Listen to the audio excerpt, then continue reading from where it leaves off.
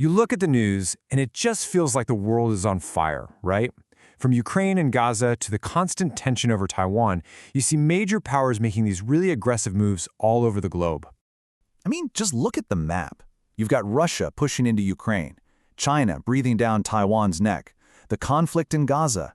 Even the U.S. is making bold moves in its own hemisphere. You hear all this shouting, all these condemnations flying back and forth, but somehow the really big red button, it just never gets pushed. And that's the big question, isn't it? Why hasn't World War III kicked off? Seriously, if you look back through modern history, a chessboard this hot should have exploded into a global war by now. So what gives? What's so different this time around? Why are we living in this weird state of constant simmering fires instead of one giant inferno? Well, here's the thing. The situation we're in, it's not some random accident. It's actually the result of a system, a set of rules that didn't just collapse on its own. Nope, it's been taken apart piece by piece for the last 20 years or so. It really all started to unravel back in 2003 with the U.S. invasion of Iraq. By bypassing the UN Security Council, the most powerful country in the world basically said, yeah, international law, it's optional for us. And once that door was opened, well, then you had NATO's intervention in Libya, which left a total mess, and then, of course, Russia annexing Crimea in 2014. That one shattered the peace that Europe had known since World War II. The signal this sent to everyone else on the planet was crystal clear. It boiled down to this. If I am strong enough, the rules are discussed later. Suddenly, it wasn't about law anymore. It was about power. And that became the new playbook for any country with the muscle to use it.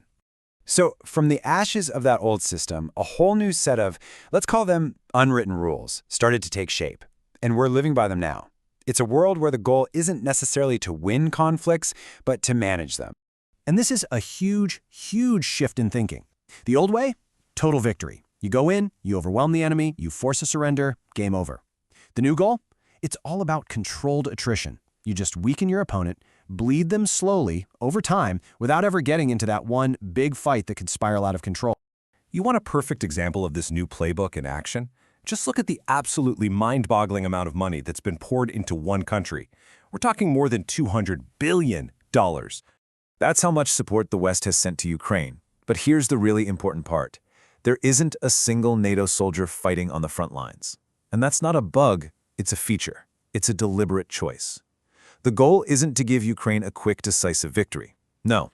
The goal is to use Ukraine to grind down Russia's military, to bleed its economy, all while staying one careful step away from that terrifying nuclear tripwire. And you see the same cold calculus everywhere. You look at Gaza, and a humanitarian disaster is seen as manageable as long as a big, powerful ally is providing cover. Or look at Venezuela, where there's all this pressure to oust the leader, a total violation of sovereignty. But it's all just talk, no real action. For the major powers, it always comes down to one question. Is intervening going to cost more than just letting it happen? And if the cost of intervention is a possible world war, well, the answer is pretty clear. But here's a twist. Not everyone is playing this aggressive game of military chess. There's another major power out there playing a very different game, a much, much longer and quieter one. So is there another way to do this? Another way to gain power without these controlled fires? Absolutely. And to see it, you've got to look at China. Okay, so China gets it. A full-on invasion of Taiwan would be a disaster. Why? Semiconductors. It would wreck the global economy and their own along with it. So instead of a hot war, they're going for a slow strangulation. You've got the constant military flyovers to keep everyone on edge. You've got the diplomatic game of picking off Taiwan's allies one by one. And all the while, they're making Taiwan's economy more and more dependent on the mainland. See, the goal isn't to conquer Taiwan with tanks, it's to squeeze it until it has no other choice. And this super patient long-term strategy isn't just about Taiwan. Look at Africa.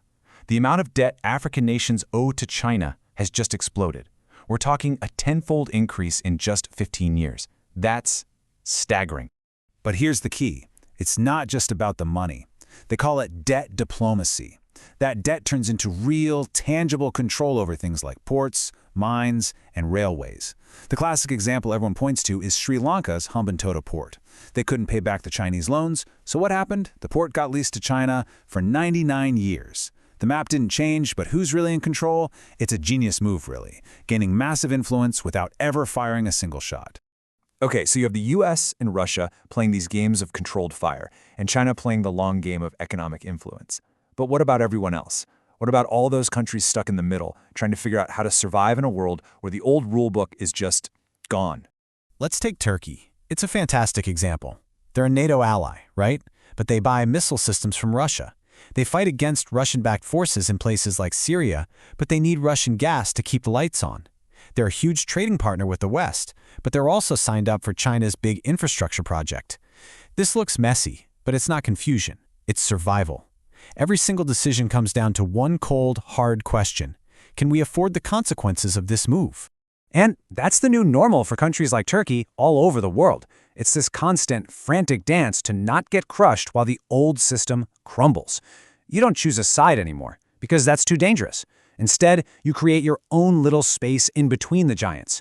You become a kind of shock absorber for the whole system. The catch? The huge catch? You get zero protection in return. No guarantees. Because in this new world, guarantees just don't exist. So that leaves us with one last, pretty chilling question.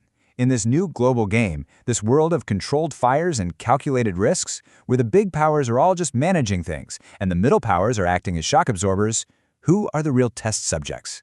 Who's actually paying the price for this new world order? Well, it's the people living in these managed conflicts. The people in Ukraine, in Gaza, in Taiwan. They're the ones living inside the laboratory of this very new and very dangerous world.